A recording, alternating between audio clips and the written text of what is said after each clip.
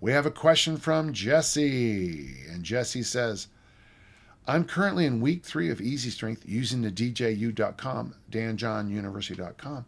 Excellent, Jesse. And don't forget, if you use New Year, one word, you get that big discount. And loving it. Curious about a couple of things. One, the site is prescribing kettlebell swings instead of loaded carries. Okay, go in and read. Okay, so we've got the videos on Easy Strength, and then we got the 2 courses there, Jesse. The basics of Easy Strength and advanced techniques of Easy Strength. You're going to follow up on that. What you're going to see is that I give you both options on the site. There's the kettlebell swing or the loaded carry. So almost every program has a vertical push, vertical pull, a hinge deadlift, an ab wheel. Okay, that's almost universal. And then either swings or loaded carries. It depends. And here's the thing, what my thought was, swings, swings for 4 weeks, loaded carries for 4 weeks, swings for 4 weeks, loaded carries for 4 weeks, like that. Is it perfect? Well,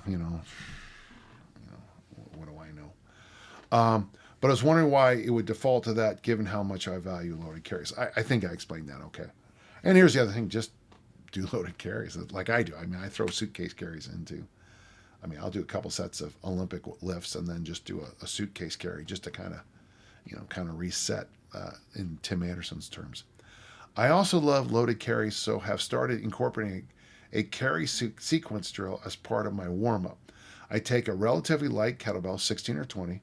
That's great.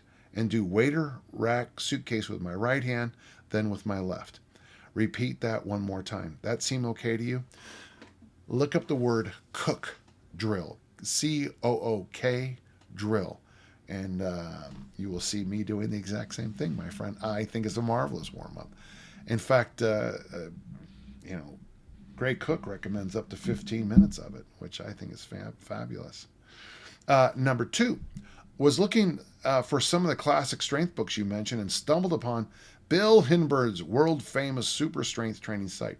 Bill just did a special on me a couple weeks ago. Yeah, I'm a big fan of his site. I don't know if I have any of his... Yeah, right over there I have the Wrestling Conditioning Encyclopedia.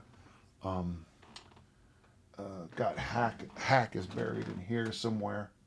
Hackham Schmidt's book, The Will to Live. John Jesse's other books are around here somewhere. This isn't a library. This is a resource room. In other words, I don't put things away. It has a great inventory. Thought you and or the gentle listeners might find it useful. Oh, absolutely. I hope you guys know how much shout out I give. I shout out Tim Anderson all the time. I shout out Pat Flynn. I shout out Bill Hinberg more than you would think.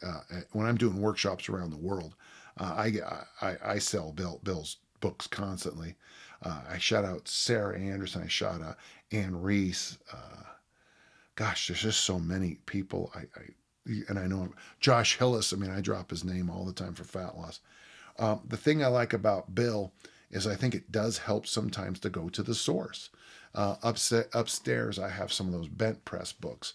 And when I'm doing those RKC2s, I like to go back to the original sources on bent press and see what they're doing.